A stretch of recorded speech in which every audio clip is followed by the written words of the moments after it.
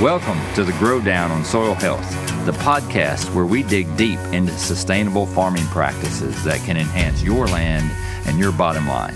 I'm your host, Dr. Ben West, Executive Director of Farmers for Soil Health, a program dedicated to improving soil health practices like planting cover crops. Today we'll discuss how conservation efforts have evolved over time, what we've learned along the way, and why collaboration is so critical to achieving lasting success. Joining me today is Kristen Evans, founder and executive director of Sustainable Chesapeake, a nonprofit organization focused on connecting farmers and the environmental community to solve complex conservation challenges. Kristen, thanks so much for joining us today. Thank you for having me, Ben. It's a miracle of modern technology. You're out on the Chesapeake Bay area, and I'm in Middle Tennessee on the banks of the Buffalo River, but yet here we are looking at each other and talking to each other. It feels commonplace today, but this was science fiction 20 or 30 years ago. Like not even a few years ago for me, Ben. Yeah, exactly. So glad you were able to join remotely.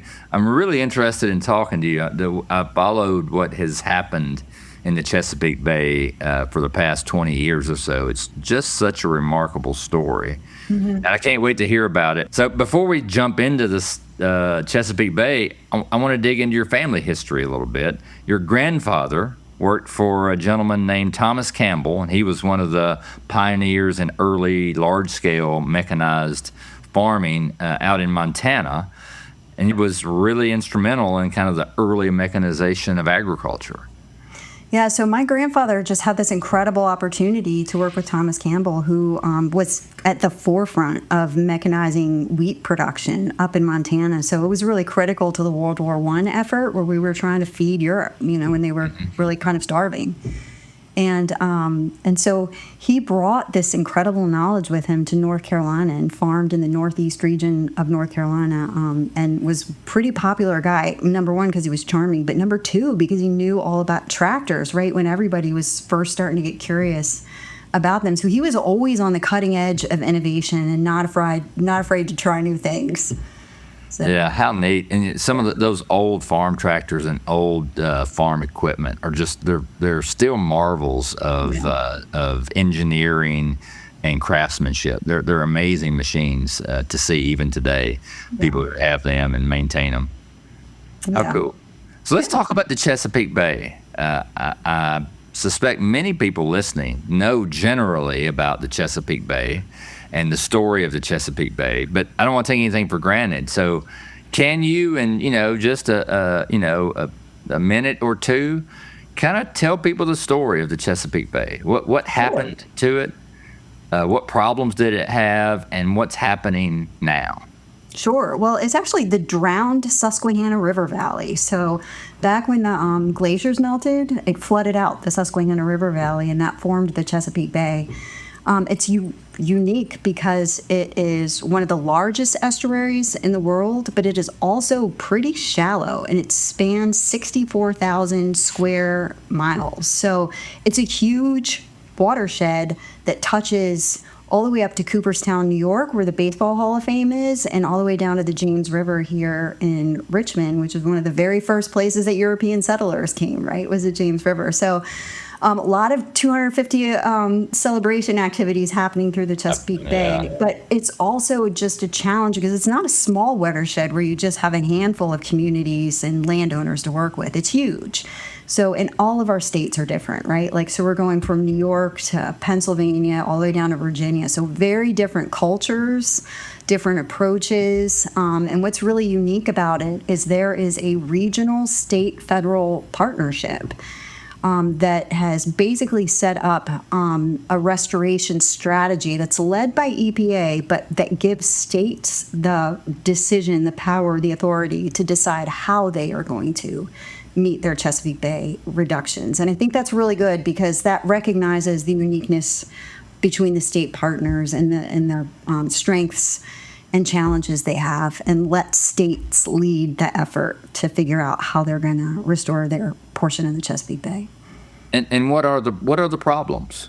What are the problems on the Chesapeake Bay, and where do they come from? People, Ben, like we have we have millions of people here, right? We have all these urban areas, and the growth has been phenomenal. I mean, people love to live in the Chesapeake Bay region. There's a lot of jobs here. There's recreation. There's all from the mountains to the bay. I mean, there's things for people to do. And there's fantastic economies in our Bay States. And our farmers are growing food not just for the millions of people that live in the Chesapeake Bay watershed, right, but for people around the world. And all of that has a footprint, right? We have wastewater, we have water running off all these paved services that we have in our communities. We have air emissions, and then we have runoff from the land. And fortunately for us, agriculture is one of our largest land uses. So by that nature, it's not surprising that agriculture is also one of the largest sources of pollution running into the bay. And really, when I say pollution, we're talking about two general areas that are the big ones. One is fertilizer, nitrogen and phosphorus. Nutrients. That's fertilizing algae, which is causing, major issues. And then we have sediment, which is just kind of burying all of our submerged aquatic vegetation and our benthic habitats. So oysters, for example, really suffer when there's a lot of sediment. So, and we have a strong aquaculture and waterman community in the bay. So for years, people have made their living fishing, and we want that to continue. We want people to make their living on the land and on the water. Yeah. It reminds me, I don't know if you're a disciple of Aldo Leopold. Oh gosh, yes. Somebody's name I've mentioned on the podcast a few times, and I will continue to. Yeah. Because I just encourage people to go read his work if you've not. He was such a important philosophical voice for conservation in the 1900s. One of my favorite quotes of his is, he said, "The oldest task in human history is to live on a piece of land without spoiling it." Right. And you spent a lot of your career figuring out how to do that, how to manage the impacts of humanization of agriculture on the environment. Let's talk a little bit about your background and how that led to you creating Sustainable Chesapeake. Sure. Well, I grew up fishing with my dad in the Chesapeake Bay. That was just like what we loved to do on the weekends. So I was always swimming in the bay and, throwing out lines and catching fish. And when I got to college, I knew I wanted to do something related to the Chesapeake Bay. I mean, it was really suffering, but I didn't know what. And then as I started learning about it, I was like, wow, there's an opportunity here to work with farmers and to understand the role of food production in Chesapeake Bay restoration. And I'm so grateful that I did. We have a lot of land in farming production, right? So it's a pretty critical sector. Anyway, so I studied engineering, agricultural engineering, bioresource engineering, and water quality. And then once I got out of school, I had this great opportunity working for a company called Sustainable Conservation out in California. And I got to live in San Francisco and work with dairy farmers in the San Joaquin Valley. And Ben, you'll appreciate this. The dairy farmers I met out there, they would be like, you live in San Francisco? We don't know about that. And I was like, excuse me, I'm from the East Coast, and where I come from, we think all y'all are crazy. And they would laugh at that. Perfect. It's perfect. Yeah, but it was really a refreshing thing for them to run into an environmentalist that was, quite frankly, not trying to put them out of business, because that had been their experience. When I first met dairy farmers out there, they were not just skeptical, but a little hostile. And I was like, look, I drink milk. My coworkers drink milk. We're grateful for you making it. And we want you to continue to do that. And we're here to figure out how to do that without having an impact on the environment. And they were so appreciative of that, because no environmental company had ever come to them and said, thank you for making milk. We love it. What can we do to help with the water quality side of it? Yeah, very cool. And then how did that lead you to come into the Chesapeake Bay and working there? I'll tell you, anybody who's ever lived far away from their family will understand how hard that is, especially as your parents get older. So I was drawn back to this area because of my family. And so I settled back here. I lured my husband back here. We met out in California. He's a Midwesterner, actually, from Michigan. So and we settled here, and I'm so grateful for that. I mean, I got to spend the last few years of my mother's life with her, which is just priceless, as you can imagine. And So I was initially working for a very large conservation organization, the Chesapeake Bay Foundation, and then had the opportunity to start Sustainable Chesapeake, modeled on that sustainable conservation idea of partnering with farmers to come up with environmental solutions. And it was great because here in the Chesapeake Bay watershed, so much of our early restoration history has been about farmers feeling targeted by environmental groups with, press releases, farmers are doing this, farmers are doing that. And there was incredible tension between the farming community and in the environmental community earlier in the restoration process. I think we've made a lot of progress in that area, a tremendous amount of progress, quite frankly. But we're really grateful to be able to have played a role in that. Yeah, and Kristen, you and I are so similar in the sense that we both have conservation backgrounds. That's our technical, training. But I've worked in agriculture a lot of my career, and I think one of the most unfortunate things is that there's this it's perceived that people concerned about conservation and environment and people concerned about agriculture are diametrically opposed. And in my experience, that couldn't be further from the truth. They largely share the same values, the same interests, the same wants, needs, and fears.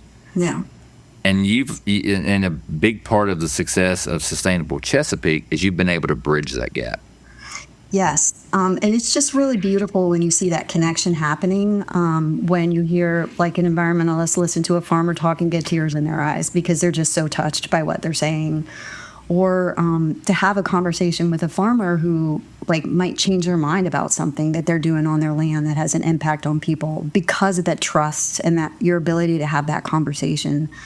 And not feeling defensive. I mean, as soon as we feel defensive, right, walls are up. We're not going to get any further, but we got to build those bridges. I mean, I think that's just the right thing to do for every minute of our lives, right, is to connect with each other. So how did you do that there? How did you get started there with Sustainable Chesapeake? How did you start developing those relationships? What lessons did you learn? And what does it look like today compared to how you started? So we first got started, believe it or not, then looking at, there was all this interest back in about 2012, a little earlier than that, but 2006 or 2012, in technologies that could take manure and turn it into energy. And, oh, by the way, we're going to get rid of excess nutrients, right? Because there's a few areas in the Bay where we have a lot of animal agriculture and we just don't have enough land for the manure. So we have these hot spots of production. And so we got started with funding to manage this regional effort to look at poultry litter to energy projects. And we spent a lot of time and effort. And what we learned was that you have to be willing to fail when you're trying something innovative, and you have to be honest with people. So when you have a failure happen, if you try something new and it doesn't work, you have to tell people the whole thing. You can't. So we learned the importance of that as the foundation of trust. So we don't put ourselves in a position to sell something. If it works, we give people information to decide whether it's a good fit for their farm. And if it doesn't work, we give people information so they don't waste their time and money trying something that failed. Or if they do want to try it, that they're at least aware of the obstacles that they'll have to overcome. And through all that effort, we really found one technology that worked well, but it only worked well on farms where they were willing to clean out the poultry litter between every flock, which is not the common practice. That's quite a bit of added cost. So we didn't really solve that. But in the beginning of our effort, every state had in their Chesapeake Bay restoration plan, we're going to do something with poultry litter to energy. And it's in none of the plans now, quite frankly, because there just wasn't, there was a lot of hype from people trying to sell folks technologies and a lot of excitement, enthusiasm about it. But when the rubber hit the road and we tried it on farms, it didn't work.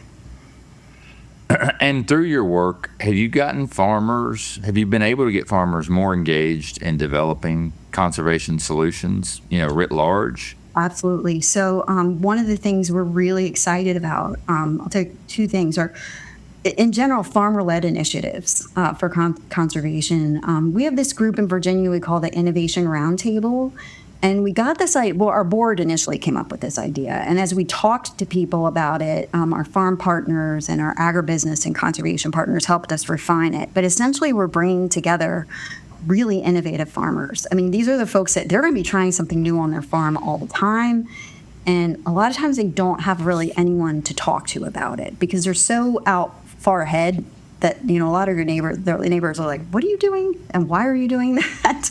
So we created this group of innovation leaders, and it's been really helpful. In the very first meeting we had with these guys, I presented them a problem that had been shared by our state leaders here in Virginia with me that I could not. I've asked everybody. I asked, university partners. I asked agency partners. And I was like, how do we solve this? And that was getting more cover crops behind soybeans. Because here in Virginia, they're harvested later in the season. I mean, your goal is to get them in by Thanksgiving. That's too late to plant cover crops, and still meet the requirements. Yes. Right? So our farm partners had ideas right away, and I was able to secure funding based on their ideas and help a key thing with asking farmers to try something new is to make it so that the whole risk doesn't fall on their shoulders. So if there's a promising technology that's solving a regional challenge that benefits the public and benefits downstream water qualities, that's where we can come in and help get some funding for farmers to try it. I mean, they're putting a lot of their time and effort into trying that, but the financial burden is shared. Yeah, and I think that's a really good segue to this issue that we in the conservation community have gotten much better at. But when I first started my career back in the 90s, it was not uncommon for me to hear people in conservation say, well, farmers should be doing this because it's the right thing. And while it was the right thing, it didn't change the reality of the business situation that farmers have, that they have to maintain a profitable business. If they don't have any money either to do their business or to do conservation. Yeah. And that shifted a lot in our community, in the conservation community, of understanding that good conservation has to be good for the land. It also has to be good for farmers' bottom lines because they are really their quality of life too. We can save them some. Farmers are some of the busiest people you will ever meet, right? Their to-do list is a mile long. So if we can take something off their plate, maybe save some money, increase productivity, and benefit the Chesapeake Bay, let's do that. That's the right road to go down. Absolutely, and we continually develop and give farmers new tools to do that, which is great. But the advance of technology has been so fast. I'm sure many farmers' heads are swimming. Yeah. There's so many options. And you work with farmers a lot in the Chesapeake Bay. What do you think? What are the things that really a farmer considers when he or she is thinking about trying a new practice, where there's some risk, there's going to be some cost? What do you think's at the front of their mind? Is it the right time, right? Now has it been a tough time for farmers these past couple of years. It might be a hard time to try something new when you're not really sure if you can pay the bills. If your attention is diverted to other things, if you've got family members that are home sick and need your time and attention. So is it the right time? Do you have the energy to do this? Because it is extra work. And then I think it's okay, does it make sense? Does it seem like a good fit for my operation? Will it give me something that I need? Will it save me time? Will it help me do something that I want to achieve? Will it increase productivity or help me manage a problem I have on, some of my fields or all of my fields? So I think it's, farmers, the complexity that goes into managing even just one field is a lot. Yes. Right? Every field is different. So every year is different. Every day. What equipment do I have? What resources do I have? What my needs are? So I can't even, I really probably don't even understand the complexity behind the decisions that the farmers are making. But at the end of the day, they're all small businesses, and they all are trying to take care of their families and keep their employees paid. So, there's basic business decisions that have to go into it, because it doesn't matter what a great idea it is if you're out of business because you invested your time in it and it didn't work out and then it cost you your farm operation. That's not acceptable. Absolutely. And of course, one of the things farmers obviously consider are there cost share opportunities? Are there opportunities out there to get some cost share on the practices to help mitigate their risk, their financial risk? I think cost share has been such an important investment, and that's really where the Bay States possibly led the nation. I'm not familiar with all the other states, but we've been investing in practices like cover crops and no-till and nutrient management for decades. And we have farmers here in the Chesapeake Bay watershed that are reaping the benefits of soil health that have accumulated over time, because you don't get that overnight. That's something you build. That's you're going to pass that on to the next generation, right? So, absolutely, it takes years to get there, and a lot of our farmers are here, and thank heavens, because we're having a terrible drought this year. And a couple years ago, we had another terrible drought in June. We had one of the worst June droughts our state has on record a couple of years ago. And the folks that have had that investment in soil health and were doing practices like planting green, they suffered. They just didn't suffer as much. Yes. And the Chesapeake Bay area is a great example of, if you give farmers the right tools, the technical assistance, and if you give them financial assistance to help mitigate risk of new practices, they will adopt conservation practices to great effect, because the Chesapeake Bay is one of the great agricultural conservation success stories in the country. Yeah. Well, thank you for saying that. It's nice to hear somebody outside the watershed say that, but we try. We're trying. And I want to hear about some of the practices that you use there, but since we're talking about cost share programs, this is a good time to talk about Farmers for Soil Health. This is a program established by farmers for farmers. It focuses on strengthening soil health practices like cover crops to enhance the environment and profitability of farmers. Through this podcast, which is in partnership with the Soy Checkoff, the Pork Checkoff, and the National Corn Growers Association, we dig deep into sustainable farming practices. And we're here to bring you tangible, experience-based, and research-backed information that can help enhance your land and your bottom line. And if you're enjoying it, if you're listening, you're enjoying this episode, please subscribe and check out our other episodes. Many have dropped, and there'll be others coming in the future.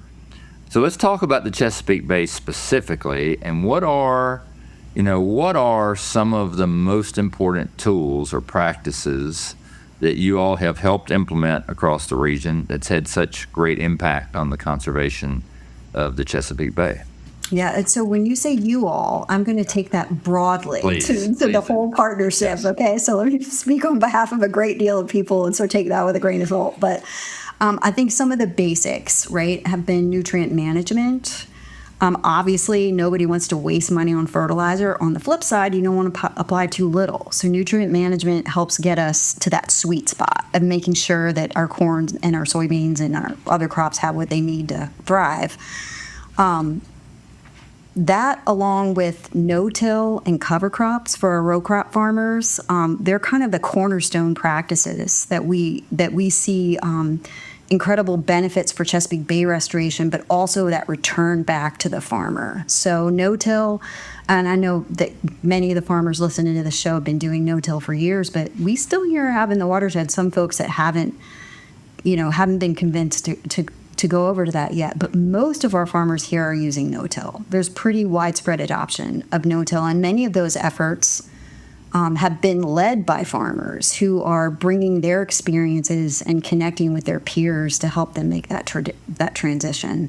And the same with cover crops. We used to think about cover crops as really solely a water quality benefit, right? So it's protecting the soil, it's taking up some nutrients left over from like a corn crop or a soybean crop in the fall and holding them, sequestering them in that plant material so that they can be available for the next summer's crop. And, we can talk later, but the benefits we're seeing from this system are so far greater than anything I ever imagined. I mean, it's just been, you're on the right track when, like, every time you turn around, you're like, win. Okay, here's another one, win. Every day, right, we're confronted with just the incredibleness of this creation, right, this beautiful earth that we live on, and I'm just in awe of what is happening in our farming systems. It's amazing, and it's way more than I ever dreamed of. And how's that changed on the Chesapeake Bay the last 10 years? How were farmers thinking about? Let's just talk about cover crops. Sure. How were they thinking about and talking about cover crops a decade ago? It was like, okay, well, if the state wants to pay me money to plant this crop, I'll do it. I mean, it's all right. I mean, I don't want my soil to wash away either. They were trying to do the right thing for the bay, really. And I think that has changed dramatically, and for good reason. So now we have partners looking at cover crops as an agronomic tool. Like University of Maryland Extension, Sarah Hirsch is doing this great work with her colleagues across the state to bring resources to farmers on a field-by-field basis to look at cover crops that will help address that field-specific agronomic need. Maybe it's compaction. Maybe it's a weed problem. Maybe it's a pest problem. Maybe you want to grow nutrients, right? So coming up with like recipes of cover crops. So that's another big thing. Cover crops for drought resilience is a big deal, right? So getting cover crops and then planting green is what we call it, when you planting right into a living cover crop, and then maybe you come back after, with an herbicide. But so you're getting this mulch on the ground that's essentially keeping the water in the soil. That's been a huge deal. Many of our leading farmers are looking at high biomass cover crops because they want to maximize that soil organic matter as well as that mulching effect. The more soil organic matter we have, the more water we're going to hold. And water holding is a big deal for us. Over the past few years, there's been so much focus on carbon reductions and the potential carbon sequestration benefits of cover crops, which is, the potential is great. It's one of the reasons Farmers for Soil Health was created, to help farmers capitalize on those potential carbon markets. Yes. But it's, even the most staunch advocates would have to admit it's still an emerging science, carbon sequestration related to cover crops. But there's so many very well documented and understood benefits of cover crops, like you just talked about. It's, as I talk to farmers, some farmers use it for weed suppression, some for water infiltration, some for organic matter, some for nutrient management. It is such a robust practice with so many benefits. Yeah, and we're still learning so much about how to maximize those benefits. It's so much innovation is happening. It's incredible. And so what's the adoption rate of cover crops now in the Chesapeake Bay? Do you know? Okay, take this with a grain of salt, because don't quote me on this. It might be somewhere like in the range of 40 to 60%. Yeah, so high adoption rate. I knew it was one of the higher adoption rate, if not the highest adoption rate regions in the country. So one of the things I've noticed, and I ask people this question a lot, is I talk to farmers about cover crops. There's a spectrum. On one end of the spectrum are farmers who tell me cover crops are so important. If I did not have them in my toolbox, I don't know if I could farm successfully. Yeah, we have that too. Yep. And I also have farmers who say, I'll never try them. I think they're crazy and ridiculous, and there's no place for them on my farm. I suspect in your time on Chesapeake, you've seen farmers on that end move towards the other end. Farmers who were naysayers or were skeptical now are advocates. What did it take to move them along? I think, farmers are managing so much risk over things they cannot control.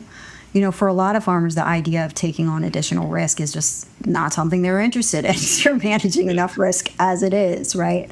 So I think it's really important. This goes to our outreach and especially with our extension agencies and our local partners. I think some people need to see it working for years before they'll think about trying it. And I think efforts that let people try it on a small patch of land and then support them so that they have a good outcome, right? Because the last thing you want is somebody to try cover crops, and because they didn't, have the knowledge, have it not work, and then say, well, I'm never going to do that again.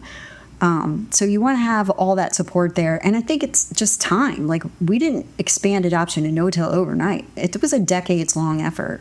And I think it's okay that there are some people that are like, I'm not trying that. I mean, every time I look around me, right, I see that when things thrive, like ecosystems thrive when there is diversity. And I think that it's great that we have people on a spectrum of, hey, I'm going to try this tomorrow versus, or I already tried this 2 years ago, to I'm never going to try it.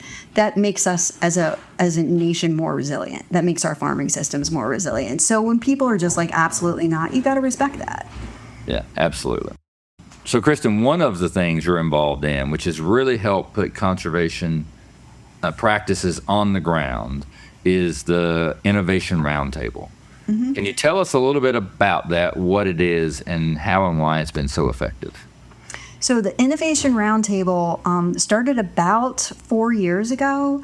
And we're bringing together leading farmers, so farmers that are really knowledgeable, well respected in their community, but who are on the cutting edge of trying new things, but likely to succeed at it because they're good farmers and they're really smart. So they're not just willing to try anything, right? The things they try often work, and they're willing to share information about what they're doing with each other. So we help bring together this network of farmers so that, you know, if I'm a farmer and I'm participating and I have a wild idea, I got somebody to bounce it off of and say, you know, I tried that and here's what, you know, because every idea, look, I get 20 ideas a day. Maybe one of them is good. You know, it helps to bounce our ideas off people. So those farmers have really taken a strong leadership role. They're now you know, the ideas that they're proposing are ones that we're able to share. Many of them are serving as farmer mentors in our regional Virginia Soil Health Coalition's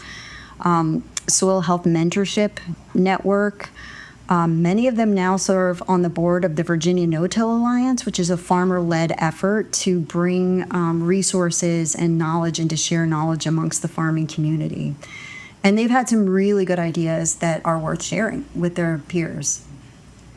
You know, one of the things that makes me really optimistic about the future of conservation and agriculture is the fact that I see more and more farmer leaders emerging as really strong voices for conservation. So I'm curious, as you think about the future of conservation and agriculture, what do you see? What are you optimistic about? What are you maybe fearful about or skeptical about or concerned about?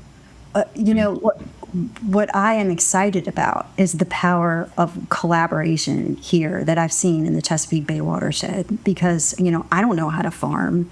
I know something about water quality. I know something about agriculture, but I could be in school my whole life and still not know enough to solve that problem on their own. And nobody knows enough to solve these complex problems on their own. But when we partner with each other and create trusted relationships with people who have different backgrounds, different strengths, different weaknesses, we can put some good ideas on the table and test them out. And some of them are worth replicating. So I think collaboration gives me a lot of hope, and that's really growing in our region. What worries me is I am worried about the viability of our farms with the weather that we've been having, with the low commodity prices and high input costs. It's a frightening time, quite frankly, for a lot of farmers. So economically, very, very tough time to be in row crop agriculture, especially. Yes, and it takes so much equipment. It takes so much investment. And that's really something I don't know that the public fully understands, that you can't just be like, oh, I want to farm, and then go start that business. It's an incredible lift to get into farming. Absolutely. So as our farmers start to think about maybe they want to retire, we need to make sure that their farms are profitable so that somebody, maybe their family or another young farmer, can come behind them and make a living doing this important work. Yes, absolutely. So one of the ideas that came out of the Innovation Roundtable was actually developed by two brothers here in Virginia, and it's mounting a cover crop seeder on the back of their combine. So at the same time they're combining, they're seeding cover crops, and the cover crop seed's going on the ground with the chaff on top of it, right? So it's a little bit like a mulch. And that's been working really well. It's a low-tech technology. It's very cost-effective. And what I like about it from an environmental perspective is that we have a lot of farmers that would have planted cover crops if they had the time, if they had been able to get to it soon, right? But when you're harvesting, harvest is a priority. Cover crops happen, after you harvest or between windows of harvesting. So for a lot of farmers, we would have more cover crop adoption if there wasn't this big rush. And you know what? We might get a big hurricane come through and you can't get out into your field for weeks. So we have all kinds of issues why you might not harvest when you wanted to. And that combine-mounted seeder might make it easier to get your cover crop on the ground and save a tractor pass, save time, save fuel. So that's really exciting. Yeah, a lot of innovation happens at universities and research centers, but there's more innovation that happens on the farm. Yes, and let me just tell you about two other things. One is a regional, since you mentioned universities. This came out of USDA Ag Research Service and our land-grant universities. But what we're seeing in fields where farmers have been investing in soil health building practices for many years and using cover crops is we're seeing a lot of nutrients are available. Like there's a lot of native fertilizer in those soils, and our old nutrient management tools that were developed when we were all doing clean till and there were no cover crops aren't really cutting it. They're actually recommending too much fertilizer. So we're kind of at the cutting edge of demonstrating that. Dr. Charlie White up at Penn State recently did field trials in Lancaster. And on average, over several years, he was able to reduce nitrogen by 48 pounds an acre without sacrificing yields for corn production. And that's exciting in this day. That's very, that's very exciting. Any way to reduce nutrient costs, right? Yes. Input And we're costs. seeing early planted cover crops have this incredible option to capture nitrogen that has gone past the root zone. And in some of our soils, our cover crops are bringing up phosphorus and potash that have slipped beyond the root zone back up to the surface where they can be utilized by plants. So we have a lot more work to do on that, because the bottom line is like the farmer needs to trust that nutrient management recommendation will get him or her the yields that they need. So we're still at the cutting edge of that, but that's extremely promising. And then the last thing I'll say is that one of my favorite farm partners, Paul Davis, he went to school and studied weed science at Virginia Tech. His motto is, if you can grow it, I can kill it. His dad was an extension agent. He was an extension agent, and he retired from extension early to farm with his father. He says they were some of the best years of his life. And he has developed this method where he's planting hairy vetch and rye in the fall. And hairy vetch doesn't really do much in the fall. And over the winter, it can actually die with cold weather and winds. So the rye, on the other hand, is a cool season grass. It takes off. It sucks up all that extra nitrogen that's in the soil, captures that phosphorus and potash that may have gone out of the root zone, and it kind of protects the hairy vetch. And then in the late winter, early spring, he uses the herbicide clethodim to knock down the rye and let the vetch take off. And so he's producing between 60 and 100 pounds of nitrogen ahead of his corn crop from that vetch crop. And so other farmers have been trying it in that area. And for a lot of farmers, that's their goal, is to grow 60 to 80 pounds of vetch. And from the environmental perspective, I couldn't be happier with it, right? Because you've got that rye that's capturing all the nutrients that we maybe would have lost to the groundwater, protecting the soil so we don't lose our topsoil and fertilizer, and growing nutrients. I mean, that's a win-win. Win-win-win, at least. Yeah. Right, multiple wins. And what you have been able to do. When I say you, I mean the big you. What has been able to be accomplished in the Chesapeake Bay is really, really positive and exciting, and should give everyone an optimistic view on the future of conservation and agriculture. And I just want to say how much I appreciate what you ended with. Like, technology is important. Financial assistance is important, but at the end of the day, farmers, like everyone else, often makes decisions based on relationships. Mm-hmm. And I just want to say thank you for being such a leader in that regard in conservation and being a part of a really big conservation success story. I tell you what, Ben, I can't even believe I get paid to do this work. It's such a pleasure and an honor, right? So thank you for joining us for this episode of the Grow Down on Soil Health. And Kristen, again, a big thank you for taking your time to be with us today. My pleasure. Thank you for inviting me. If this conversation felt like your kind of talk, make sure to rate our podcast, follow us on social media, and check out our website, farmersforsoilhealth.com. And make sure to stay tuned here for more insights on sustainable farming practices. Until next time.